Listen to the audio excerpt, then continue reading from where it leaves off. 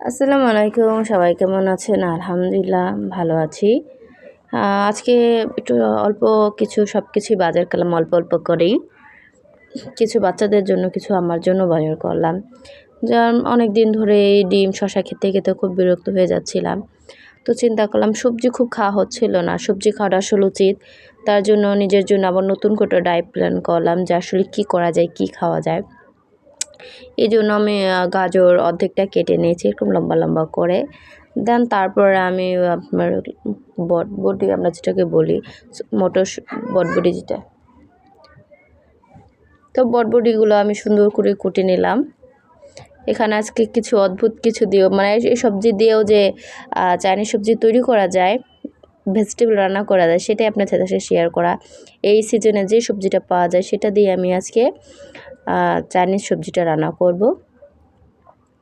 তো সুন্দর করে সবগুলো বটবটি আমি লম্বা লম্বা করে কেটে নিয়েছি। প্রথমে তারপরে দিয়ে দেবো পটল। প্রথম মানে চাইসা নিতেছিলাম, কিন্তু মনে হলো না, উপরের খোসাটা অনেক শক্ত, ফালাই দেওয়া উচিত। তো সুন্দর করে সবগুলাই পটলের চুচাগুলো আমি ছুলে নিলাম। ছুলে নিয়েও আমি যত আজকে লম্বা লম্বা সবই একরকম না হলে তো ভালো লাগবে না। তো আমি লম্বা লম্বা করে সবগুলো সবজি কেটে নিলাম। এখানে একটা মজার সবজি দিয়েছি, কেউ মানে বিশ্বাসই করবে না যে চাইনিজ সবজিতে এটাও দেওয়া যায়। আমি সেটাও দিয়ে নিয়েছি, আপনাদের দেখাচ্ছি।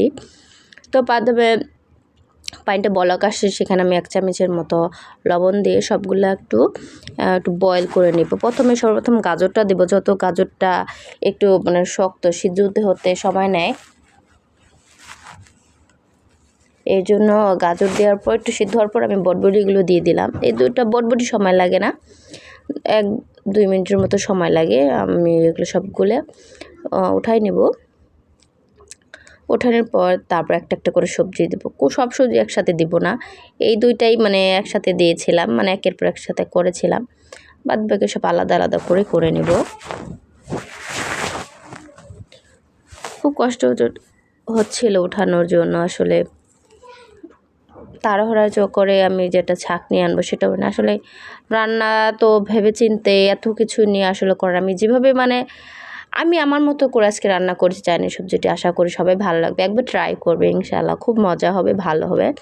তো পটলগুলোও আমি 1-2 মিনিটের মতো করেই মানে বয়েল করেছি, কাঁচা ভাবটা যেন কোনোভাবেই সবজির ভিতরে না থাকে। সবার যে একটা স্মেল, একটা সবজির সেই স্মেলটা যেন একদম পানিতেই মেরে ফেলেছি, ঠিক এরকম।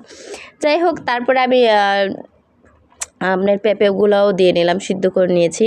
আর হলো এটা করলা, আপনাদের বললাম একটা দারুণ জিনিস দিয়ে আমি রান্না করবো।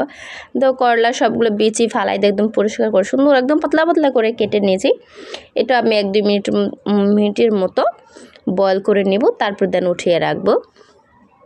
দেখতেই পাচ্ছেন বয়েল হচ্ছে, সুন্দর করে আমি আপনাদের দেখাচ্ছি। ধরুন আমার মোটামুটি সবগুলোই সবজি দেখতে পাচ্ছেন, অনেকগুলো সবজি, 5-6 রকমের। তারপর আমি আবার একটা মানে দেশি রসুন কুচি করে নিলাম, তেলের মধ্যে দিলাম। কেউ চাইলে বাটার দিয়ে রান্না করতে পারেন, সমস্যা নাই। বাটার, ঘি যার কাছে যা আছে সেটা দিয়ে রান্না করতে পারবেন। অনেক সবজি সামান্য তেলে আসলে কিছু হবে না। তারপরে চিংড়ি মাছ, আমার আজকে মুরগির মাংস ছিল না, আসলে খুব খারাপ লাগলো। যাই হোক, যা আছে আমি তাই দিয়ে রান্না করে খাওয়ার চেষ্টা করছি। এইটাই লাগবে, সেইটাই লাগবে, কোনো কথা নাই। আপনি কীভাবে রান্না করছেন, আপনার রান্নার টেকনিকটা কি, আইডিয়াটা কি, সেটা নিয়ে রান্নাই বড় বিষয়। যাই হোক, আমি যখন রসুনটা একটু ভাজা তার কালারটা যখন ব্রাউনি হবে, বা আমরা যেগুলি মানে বাদামি কালার হয়ে গেলেই তখন আমরা চিংড়ি মাছগুলো একদম ভেজে নেব।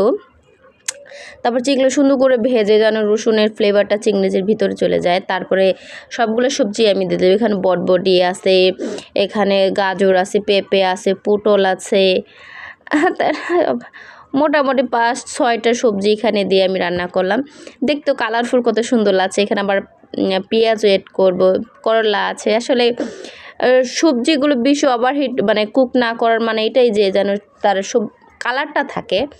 গাজরের কালারটা থাকবে একদম, গাজর কালারটা যেরকম কমলা কালার, পেঁপের কালারটা সাদা, পটলের কালারটাও সবুজ, মানে সবগুলোর কালার যেন একদম মানে মাপ মতো থাকে। সেই কারণে আসলে মানে চাইনিজ সবজিটা আমার সাথে পছন্দ করে, কারণ সবজিটার ফ্লেভার চলে যায় না। প্রতিটা সবজি খেলেই মনে হয় না এই সবজিটা মানে স্বাদ নষ্ট হয়ে যায় না। যাই হোক কতগুলো পেঁয়াজের আমি চাক টুকরা করে তার একটা একটু করে ছুটাই নিছি, এটা দিয়ে একটু ভালো করে আমি ভেজে নেব। এখানেও জানি মানে রসুন, চিংড়ি মাছ সবগুলো যেন সবজির সাথে মানে বন্ধুত্ব করে নেয়, এরকম করে আসলে করা। যাই হোক আজকে অনেক বকবক করতেছি, কেউ বিরক্ত হবেন না। তো ভাজা হয়ে গেছে, আমি পানি দিয়ে দিলাম।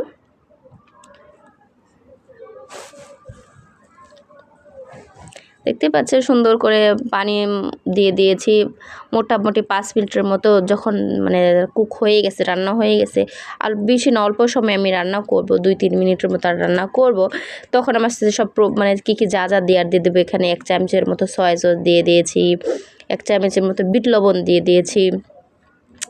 আর দেখতে পাচ্ছেন করলাটা দারুণ খেতে, যে করলার কিন্তু কোনো তিতাভাব ছিল না, বিশ্বাস করেন না, সবজিটাও কোনোভাবেই তিতা হয় নাই। আমার বাচ্চা আজকে খেয়ে ফেলছে, মানে বুঝতেই পারে নাই করলা যে চাইনিজ সবজিতে দেওয়া যায়, এটা নতুন অভিজ্ঞতা আমার কাছ থেকে, আমি নিজেই আবিষ্কার করলাম। যাই হোক দেখতে এখানে আমরা 1 চামচের মতো গোলমরিচ গুঁড়া করে নিয়েছিলাম, সেটাও দিয়ে দিলাম, মানে ঝালটা ব্যালেন্স হয় না। এখানে আমি আরও 4টি মানে কাঁচামরিচও দিয়ে দেবো মাঝখানে একটু ফাড়া দিয়ে।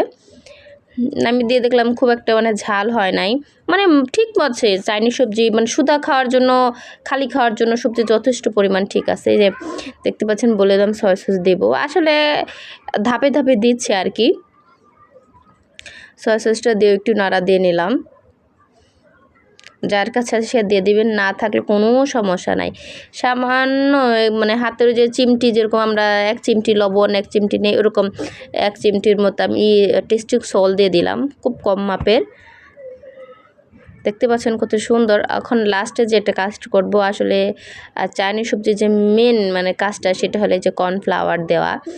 তো যার ঘরে কর্নফ্লাওয়ার না, সে কিন্তু ময়দা দিয়েও আপনি 2 চামচ ময়দাতে পানিতে অ্যাড করে দিতে পারেন, কোনো সমস্যা না। ময়দার কোনো স্মেল আসে না, গন্ধ আসে না। আটা দিলে সমস্যা আছে, আটার গন্ধ আসে, ময়দার কোনো গন্ধ নাই। যাই হোক সুন্দর করে দিয়ে নিয়েছি। এখন কাঁচামরিচ আমি যা বললাম 4টা আমি কাঁচামরিচ দিয়ে নিয়েছি। যাই হোক যাদের আমার ভিডিও ভালো লাগে, আশা করি আমার ভিডিও যাদের ভালো লাগবে তার পুরো ভিডিওটা দেখবেন, শেয়ার করবেন, কমেন্ট করবেন, আর লাইক দিতে তো ভুলবেনই না। তারপর হচ্ছিল আমার বাচ্চা আবার খেতে চাইলো, ওর ও সবজিটা খুব পছন্দ করে, এই সবজি হলো পাগল হয়ে যায়। তো ওর জন্য রান্না, ওর জন্য ওরে দেওয়ার জন্য। দেখতেই পাচ্ছেন মাশাআল্লাহ অনেকটা সুন্দর হয়েছে। একবার হলো ট্রাই করবে ইনশাআল্লাহ। কেউ মানে এত এই ধরনের সবজি দিয়ে, করলা পটল দিয়েও যে চাইনিজ সবজি রান্না করা যায় সেটা অবাক। যাই হোক সবাই ভালো থাকবেন, আল্লাহ হাফেজ।